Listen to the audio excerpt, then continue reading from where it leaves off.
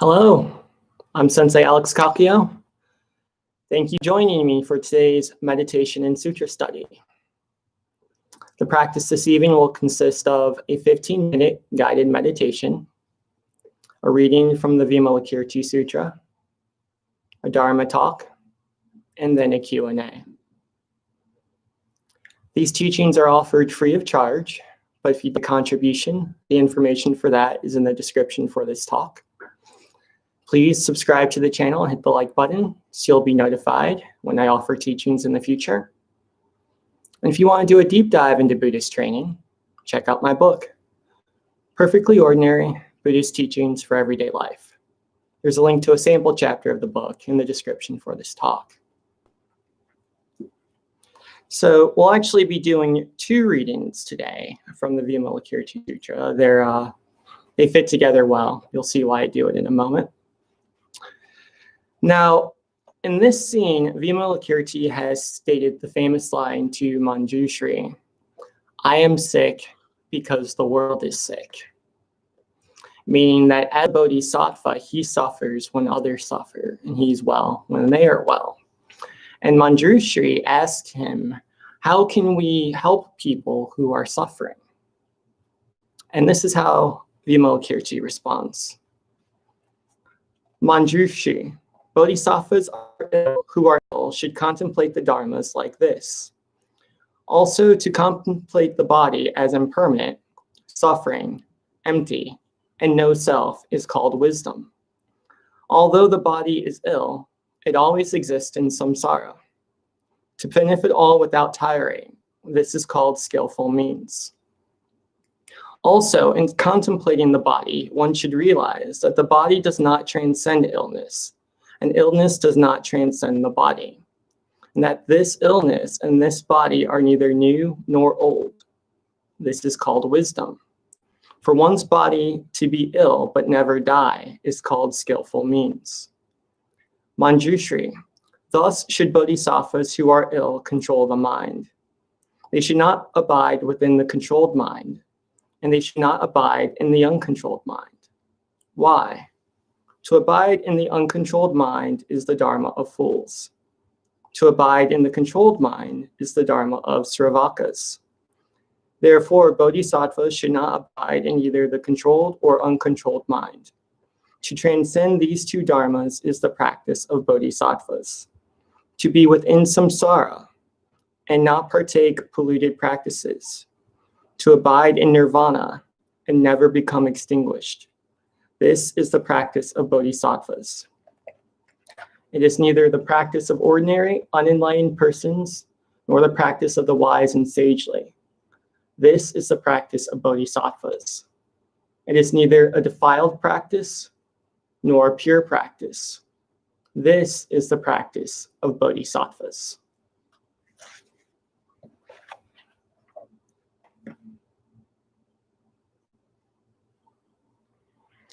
And one more quick reading that goes with that one very well, along the same train of thought. At this time, Manjushri asked Vimalakirti, how should bodhisattvas comfort bodhisattvas who are ill? Vimalakirti said, explain that the body is impermanent, but do not teach that one should have aversion for one's body. Explain that the body suffers, but do not teach that one should take pleasure in nirvana. Explain that the body is without self, but teach that one should guide sentient beings anyway. Explain that the body is empty, serene, but do not teach that it is ultimately extinguished.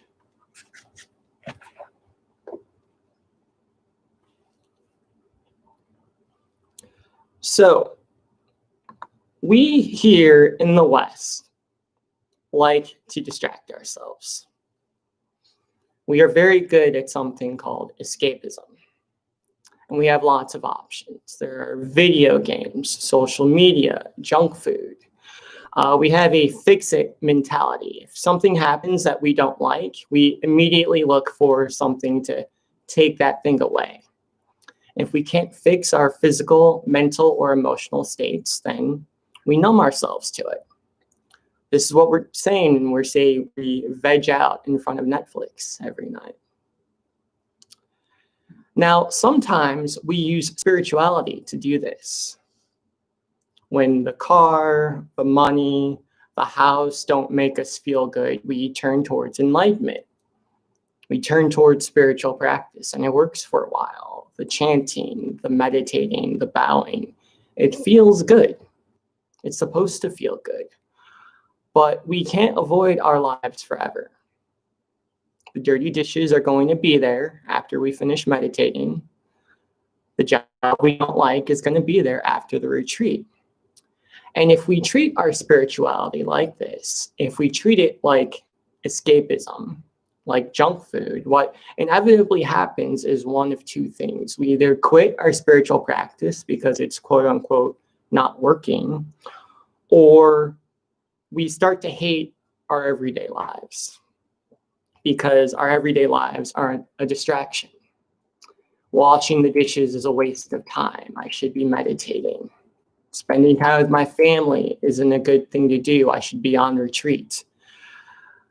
Meditation is good, driving is bad, chanting is good, family is bad. And this dualistic thinking isn't healthy for anyone. It's a mistake, but it's a common mistake. So common, in fact, that the Buddha also made this mistake. Before he realized enlightenment under the Bodhi tree, he was a prince. He lived in a palace. He had a family.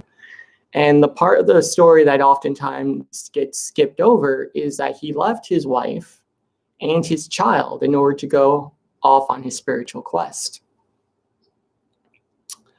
And teachers often hem and haw when they try to explain why he did that.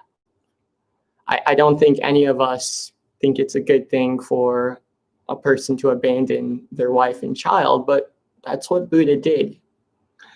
And it's actually quite easy to explain. He made a mistake. He screwed up. And one of the things I like about this practice is that we get a sort of warts and all view of the Buddha. He also screwed up later on in his practice as well, when he became an ascetic. Again, spirituality good, life bad. He tried to move away from his body and put all of his energy into a spiritual practice, so much so that he stopped eating. And he got so skinny that the stories tell us he could poke his belly button and feel his spine. The only reason he survived is because when he fell over half dead in a river, a milkmaid named Sujata took pity on him and offered him some rice milk to eat. And then through her continued patronage, he regained his strength. And then he sat under the Bodhi tree. And then he realized enlightenment. And one of the first things he did after he realized enlightenment was he went back to the palace and he reconciled with his wife and his child. Now there's a word rather for what the Buddha did. There's a word for what we do. And we've all done it. It's called spiritual bypassing. And essentially what that means is that we use spirituality to bypass the parts of the life we don't like. We don't like politics, so we use spirituality as an excuse to not engage in politics. We don't like spending time at our job, so we use spirituality as an excuse to quit our job. Now, to get a better idea of what spiritual bypassing is, I got a definition from a website, counselingandspirituality.com, and it describes spiritual bypassing as this. Spiritual bypassing is the shadow side of spirituality, representing everything we have repressed and avoided. When we engage in bypassing, we are likely to be drawn to the more superficial aspects of spiritual life, and we prefer to keep our mind on. Examples of spiritual bypassing include exaggerated detachment, emotional numbing, overemphasis on the positive, weak boundaries, an overvaluing of cognitive intelligence, and denial of our negative or shadow side. Now, Buddhism, unfortunately, lends itself very easily to spiritual bypassing because we have the teaching of the absolute. We're told that the world is an illusion. We're told that our thoughts are simply electric firings in our brains, that everything is constantly changing, that we should practice non-attachment.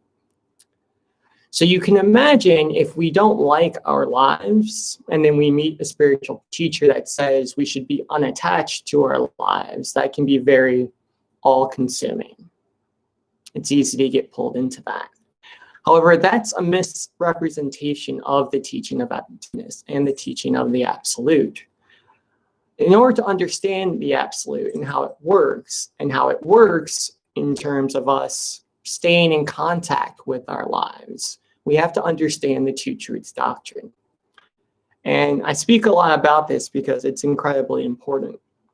And that simply states that we, as human beings, live in a world, this Saha world, this defiled world, that exists in two ways. There is the conventional world. That's my robes, that's my body, that's my apartment, my bank account, etc. And then we have the absolute, or the spiritual world, which is what I described before, the world where all is an illusion and all is ever changing. And the mistake we make as spiritual practitioners, which leads to spiritual bypassing, is we think that the spiritual world is good and the conventional world is bad. Or at the very least, it's not as good as the spiritual or the absolute world. Sometimes you'll hear people talk about the higher self. This body is dirty. It's filthy. We need to get to our higher self, our higher calling. This is the mistake that Buddha made. It's how he almost died. But the Two Truths Doctrine, rather, simply states that while the world exists in these two states, the fact that they're separate is an illusion. Both of them are the expression of a singular truth. They're simply different aspects of it. To understand this, we can just look at our own hand. Our hand has two sides. We have our palm and we have the back of our hand. They're very different. I can pick up things with my palm. I can't do that with the back of my hand. And yet, there's only one hand. The Two Truths Doctrine is saying that there's the conventional world and there's the spiritual world. But in the end, there's only one world, and we have to live in both of them. This is what Vimalakirti is saying, where he says, teach them that the body is an illusion, but also don't teach them that the body is extinguished. This body is an illusion. It's also real. We have to live skillfully in the illusion. Spiritual bypassing is the opposite problem that non-spiritual people have. Generally, we think of people moving too far into the conventional world, the money, the cars, the fame, the social media, etc. Spiritual bypassing isn't any better. It's the same problem, only in reverse. We're moving too far into the spiritual. We're ignoring the parts of our lives, our family, our friends, our food, our clothing, our jobs that are equally important. That's why the Heart Sutra says that form is no other than emptiness. Emptiness is no other than form. We use this conventional world as Buddhists to learn about the absolute world. And then we take the teachings around the absolute to come back into the conventional world. We see this, again, when we look at Buddha's example. When he left the palace, when he engaged in his ascetic practices, when he realized enlightenment under the Bodhi tree, he didn't stay under the tree forever. He didn't stay in the absolute forever. He got up after he attained wisdom, and out of compassion for the world, he re-entered everyday life, and he helped save others from suffering. And he suffered greatly as a result. His clan, the Shakya clan, was wiped out by a rival faction. His monastic community misbehaved to the point where they had to take 277 vows in order to be a part of his tradition, because they kept screwing up. So he kept making new rules for them. His cousin, Devadatta, tried to kill him multiple times. So we can't make the mistake of thinking that if we engage in spirituality correctly, then we won't have any of our worldly problems. That's not how it worked for Buddha. That's not how it's going to work for us. What Buddha did under the Bodhi tree is he learned how to suffer skillfully. And he helped the world as a result. So if we learn to not make the mistake of spiritual bypassing, we learn to suffer skillfully. We engage in what I call the cycle of meditation. We practice spirituality, we go cut the lawn. We chant Nimbutsu, we care for our families. We give an offering at our altar, we go to work and do our job. And as we go back and forth between the spiritual world and the conventional world, between the absolute and the relative, what happens is we get a big picture view of the relative world. That's where the end of suffering comes from, not from escaping everyday life, but from interacting with it differently. And as we go through that cycle again and again and again, eventually that separation disappears. This is what Vimalakirti is referring to when he says, explain that the body is impermanent, but do not teach that one should have aversion for one's body. Explain that the body suffers, but do not teach that one should take pleasure in nirvana. I like to say that this life is an illusion, but that doesn't stop it from being real. Our bodies suffer, but the solution isn't to escape into our spirituality. Our solution is to use our spirituality to take better care of our bodies. And as we do that, we then take better care of the world. Amitabha.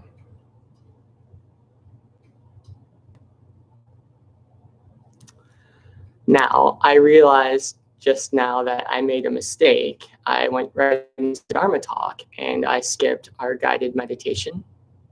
I apologize. I got a little too excited about tonight's topic. So if you're willing to forgive me, what I would like to do is first do that guided meditation. It'll be about 15 minutes. And then after that, we can get into the Q&A. Okay, and again, my apologies. Okay, so I'll be keeping time, so you don't need to worry about that. The only rule for our meditation is you need to be comfortable. You need to be sitting in a position where you can hold it without moving for about 15 minutes. If you want to sit on a chair, that's fine. If you want to sit on a cushion, that's great. My only request is that you don't sit on, or you don't lay out on the floor. It's been my experience that when people do that, they fall asleep. So I'll give you a moment to get into position. And we'll do something I like to call bellows breathing. If you're comfortable, you can close your eyes or keep them half closed, whatever you prefer. If they're half closed, point them downwards at a 45-degree angle. This closes off the sight gate a little bit and helps us to keep from being distracted. We'll start by doing the meditative breath. After that, there'll be a short visualization. And then we'll just breathe for a while. So maybe you want to rotate your neck a little bit. Get into your body. Rotate the shoulders forward, back.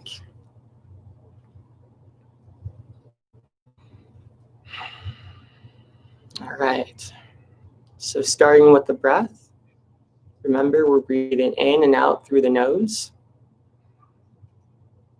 This is a sign to our body that we're safe. that we can relax.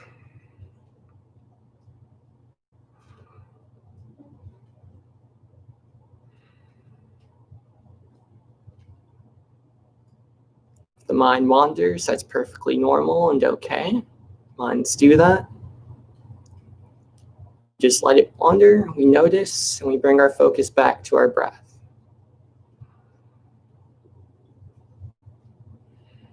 Extending the belly button with every inhale. This opens up the diaphragm, lets it drop into the stomach cavity so we can get a nice full lung full of air.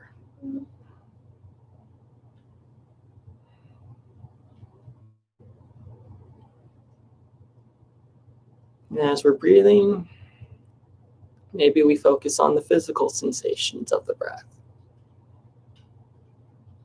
The air moving in and out of our nostrils,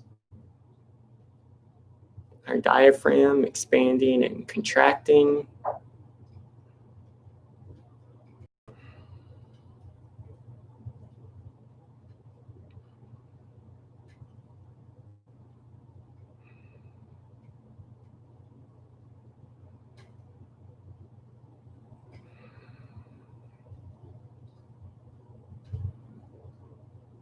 We'll do this for one more minute. Just breathe. And then we'll start the visualization.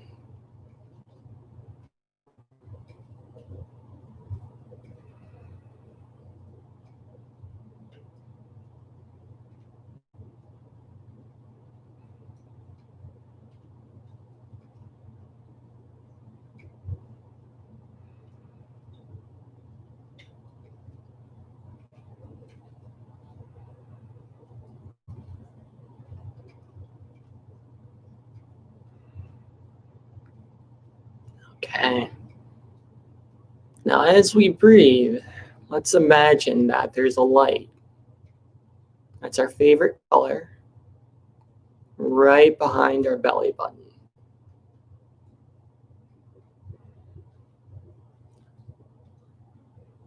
In Buddhism, this is called the hara. It's the seat of our spiritual energy.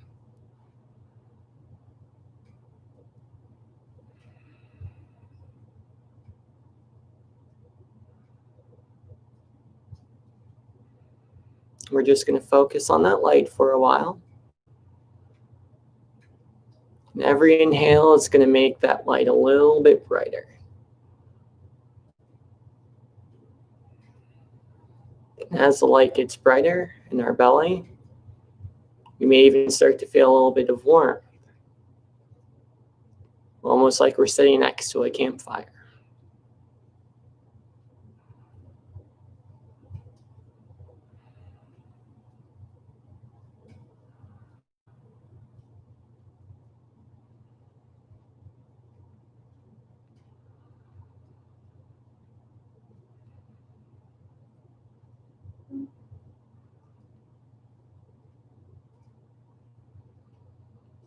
And that light's going to get as big as a softball in our belly. And then what we're going to do is focus our energy downward into the earth. So there's a channel between light in our belly and the center of the earth. And with every inhale, we pull energy up from the earth. Then with every exhale, we lock it right there. So we're just gathering more and more and more energy. We inhale, we pull energy up from the earth. We exhale, we lock it in. Strengthening our spiritual core. You can almost visualize it like water running up a pipe.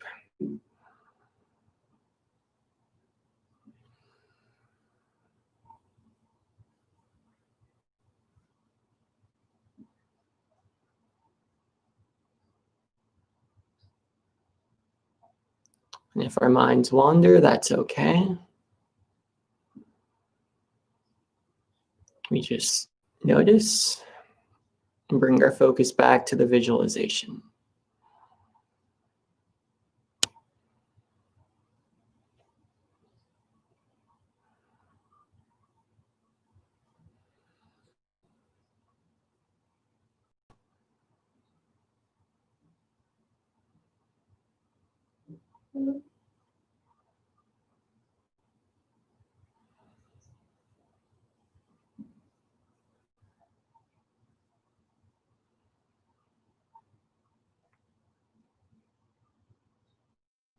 We breathe in, we pull energy up from the earth.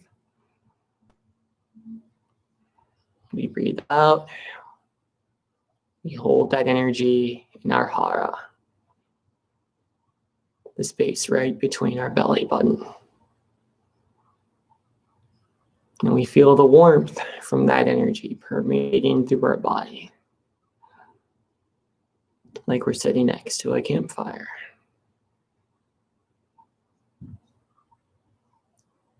Now, this energy we've been gathering, that we're continuing to gather, is called metta. It's called loving kindness. Loving kindness is one of the 4 Brahma Viharas, or awakened mind states, that we cultivate as Buddhists. So what we've been doing without realizing it is pulling loving kindness energy up from the earth and storing it in our bodies. Love, compassion, always starts first with the self. And now what we're going to do at the end of our meditation is we're going to send that energy out into the world.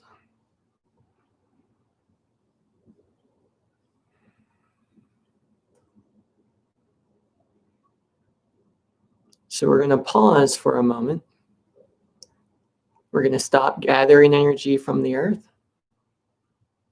We're just going to hold it in the space beneath or behind our belly button. We're going to make it bigger and brighter. So just like at the beginning of the meditation, this energy with every inhale gets a little bit bigger and a little bit brighter. Start off the size of a baseball. Then it was a softball. And we're going to keep making it bigger and bigger until it gets to be the size of a basketball. Feeling the warmth and the loving kindness permeate through our body.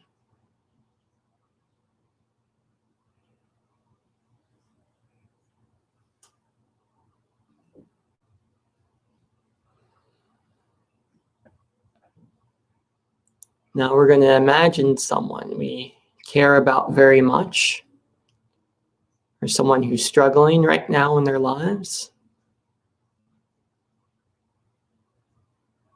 We're going to imagine a channel going up from our belly buttons through the top of our head, like a pipe.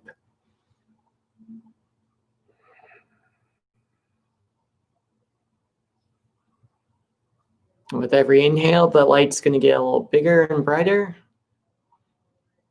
With every exhale, we're going to tighten our stomachs and send that energy up past our diaphragm, past our throat, past our forehead, and out through the top of our head, like a volcano. And we're going to shower that other person, that person we care about or that person in need. We're going to shower them with loving kindness energy that we gathered from the earth.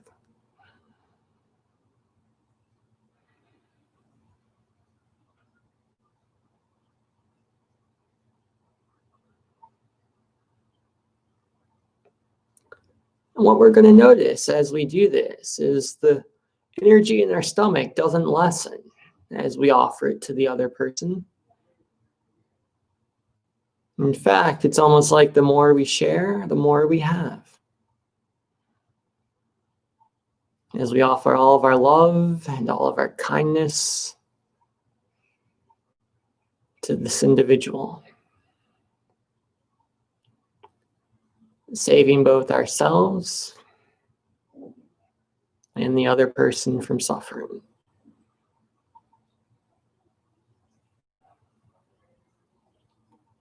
And again, if our mind wanders, that's okay. That's what minds do. We just notice and bring our mind back to the meditation.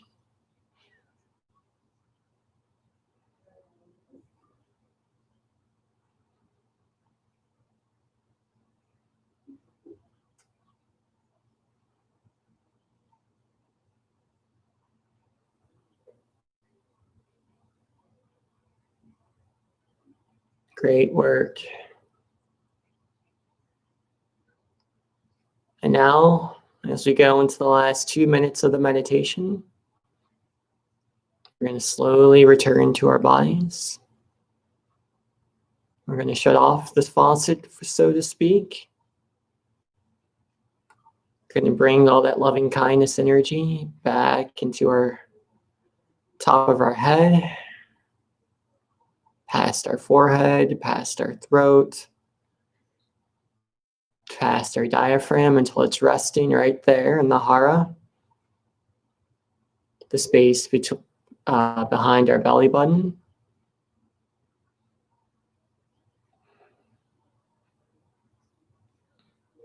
And we're just going to leave it there. Hold on to it for a rainy day. Know it's there if we need it. And now we're just going to breathe.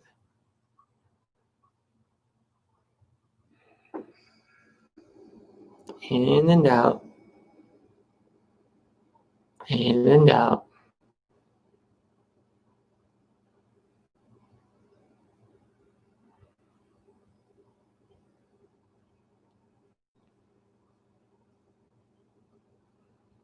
And now we'll slowly return back to our bodies. Maybe we move our head from side to side, noticing the physical sensations. Maybe we rotate our shoulders forward, back.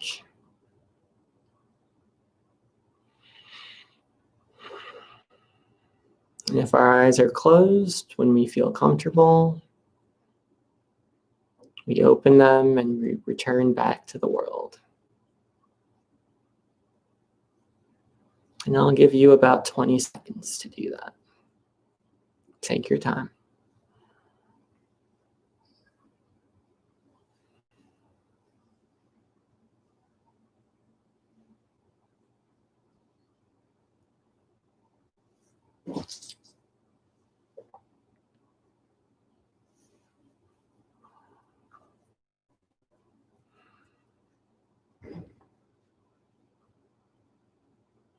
Wonderful. Thank you for doing that with me.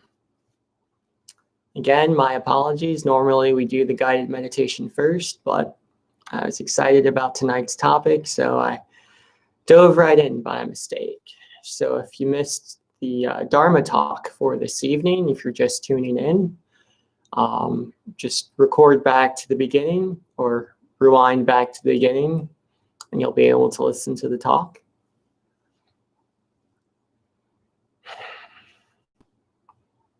And we'll open it up for the Q&A. Daniel says, I hope I learned today, Sensei. Much love. Thank you, Daniel. I appreciate that.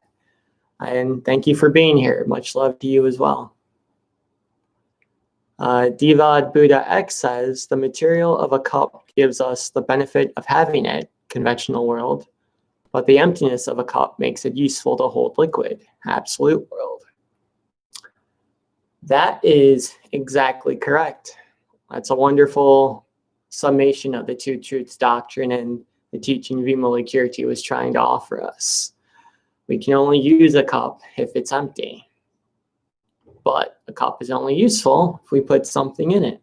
So our practice is continuously emptying our cup and then refilling it, and emptying and refilling and emptying and refilling.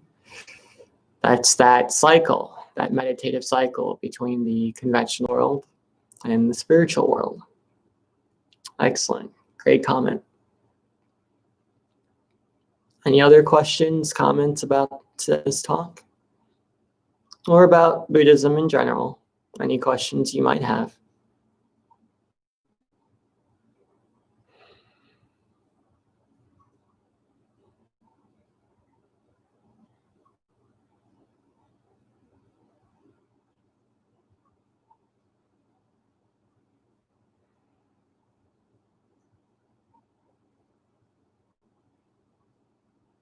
Okay. Well, it looks like that's it for this evening. If you'd like to take part in next week's meditation and sutra study class, that'll happen again at 6:30 p.m. Eastern Standard Time. Same channel. It'll be offered via live stream. Daniel says, want to learn about Vimalakirti? I've read the Vimalakirti Sutra 3 times. It's one of my favorite sutras. I personally like the BDK English Tripitaka translation. It's available on Amazon if you want to purchase it there.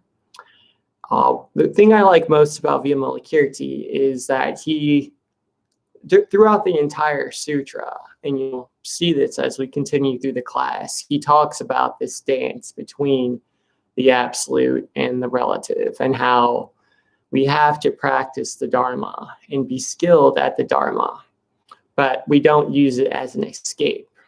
We practice and then we go back into regular life. And I'm just going to read this passage again because it's one of my favorite Buddhist passages, and it just really sums up the entirety of the Vimalakirti Sutra. Explain that the body is impermanent, but do not teach that one should have aversion for one's body. So we understand the body is an illusion, but we still take care of it. Explain that the body suffers, but do not teach that one should take pleasure in nirvana. We use Buddhism to understand the suffering of Saha world, but we don't use it as an excuse to try to escape suffering. That is, we don't try to live on our cushions, so to speak, and not take care of our family, our friends, our homes, etc. Nirvana is an important part of the practice, the bliss, the happiness we feel, but it's not the entirety of the practice. Explain that the body is without self, but teach that one should guide sentient beings anyway. So this is that balance between wisdom and compassion. This is Buddha sitting under the Bodhi tree, realizing that this world is an illusion, and then getting up anyway and going to teach sentient beings, even though that they and he and I aren't real. That's the compassion piece. We need wisdom and compassion to live in the world. Explain that the body is emptily serene, but do not teach that it is ultimately extinguished. So what does that mean? Emptily serene.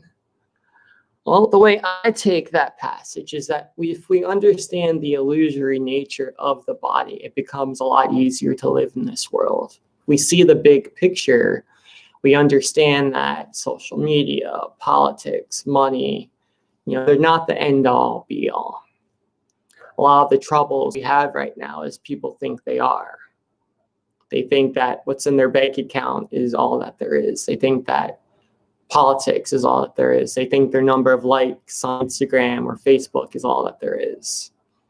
And that's a thing, and we can't ignore those things completely. And that's the emptily serene part. If we understand that it's not the whole thing, then we can engage in all of these practices and not be drawn in by them. But he also says they're not ultimately extinguished. So they're not the entirety of the practice, but at the same time, we can't ignore them altogether, right? YouTube is an illusion, but I couldn't offer these talks if I didn't use YouTube, right? So we realize the illusory nature of the world, and then we work with it in a skillful manner. That's what Divad Buddha was getting at when he was talking about the cup being empty and being full.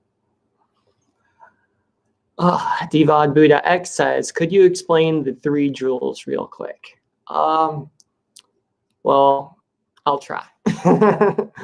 That might actually be a good subject for Dharma Sunday, which we do 6:30 p.m. on Sundays, because that could be a whole talk itself. But the 3 jewels are the Buddha, the Dharma, and the Sangha, and they are our sources of refuge as we walk the spiritual path. So we have the Buddha, which is the universal Buddha, the Dharmakaya, but it's also Buddha, the man, Siddhartha Gautama, who lived 6,000 years ago. And we can take refuge in his example. So when we were talking about spiritual bypassing, the Buddha made the mistake of spiritual bypassing. And then he realized his mistake and he went back and he fixed it. So we have to be careful that we're not making that same mistake. And if we are taking refuge in the Buddha, learning from his example, we don't beat ourselves up, because that's a thing that people do. But we follow his example in the same way that he went to the Bodhi tree, spiritual life, and he practiced, and then he went back out into the world. That's an example of taking refuge in the Buddha. We follow his example. We take refuge on our cushion, our Bodhi tree, and then we go back out into the world. So that's the Buddha. Then we have the Dharma, which a Dharma is an aspect of reality, or in truth, but when we're talking about the 3 truths, or the 3 jewels specifically, the Dharma is the Buddha's teachings. So that's the sutras, that's Dharma books we might read, that's our meditation practice, our bowing practice, our chanting practice. And these rituals are important, these studies are important, because they give us a tool to center ourselves, right? So maybe we have a bad day at work, and we don't know what to do with ourselves, and we're frazzled, and we're running all around, and we're cranky. So we take refuge in the Dharma. Maybe we read a Buddhist Sutra, and we get a lesson that helps us with our problem.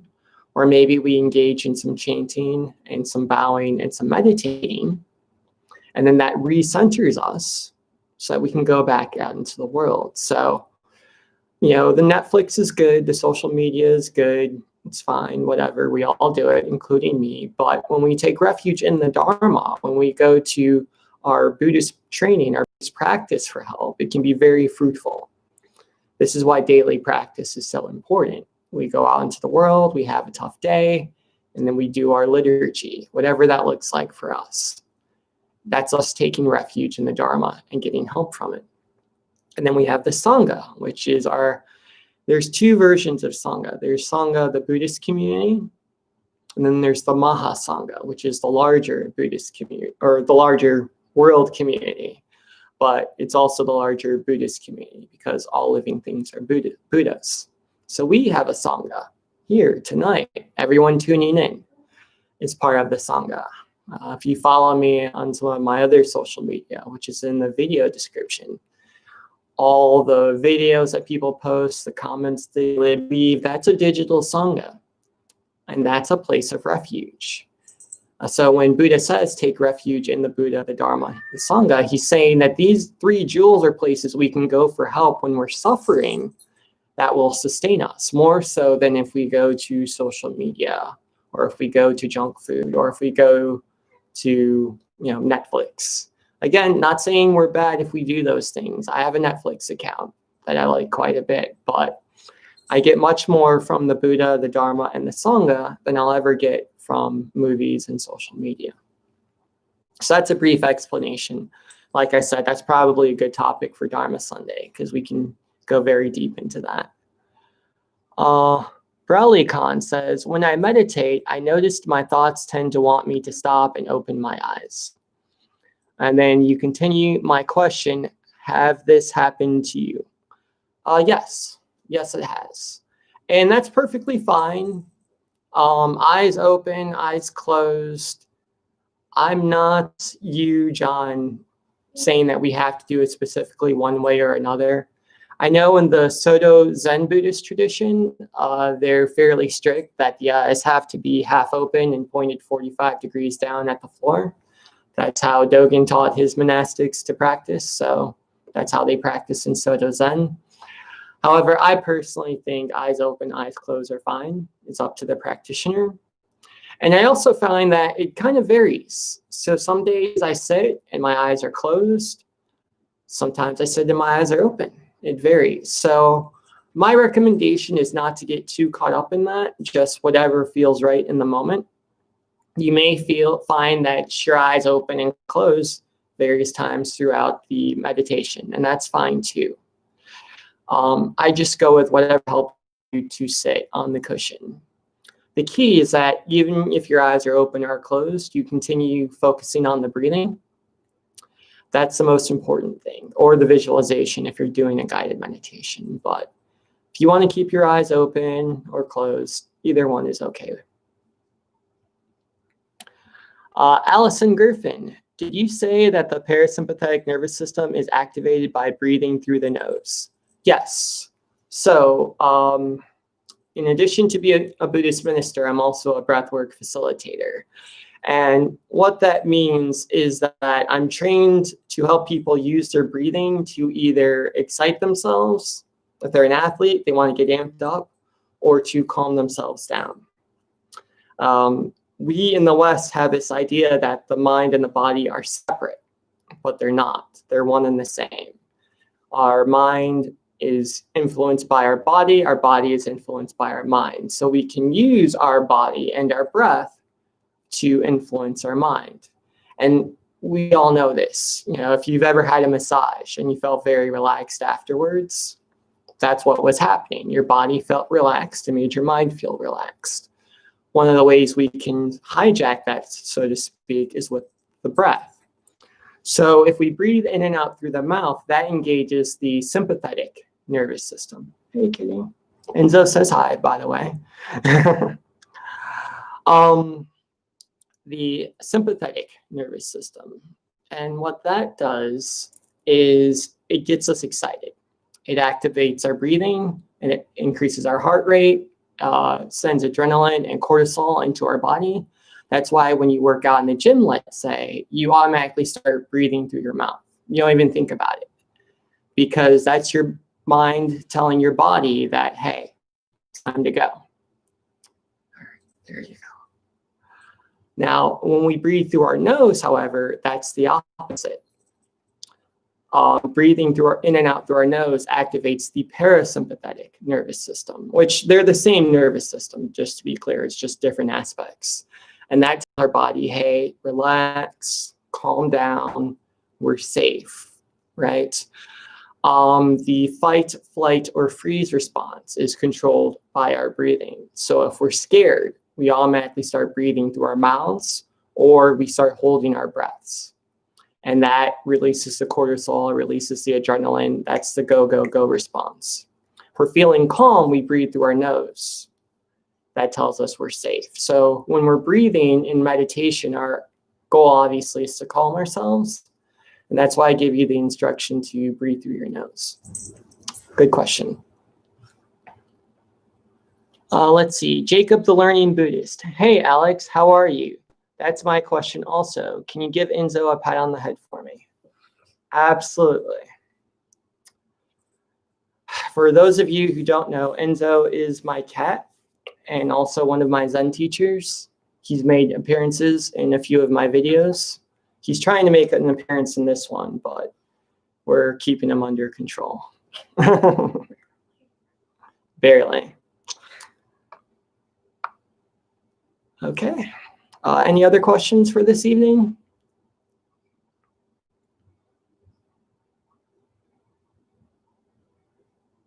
All right, wonderful.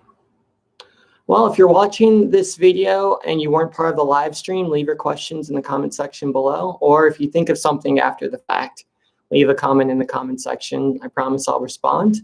If you'd like to take part in our meditation and sutra class, It's every Wednesday evening at 6:30 p.m. Eastern Standard Time. It's live streamed, and you can subscribe to the channel if you want to be notified of that. We also do a Dharma Sunday class that takes place every Sunday at 6:30 p.m. Eastern Standard Time, also at this channel. And as part of that, we just do the Dharma talk, so there's no guided meditation. So that's it for this evening. Amitabha. Until next time.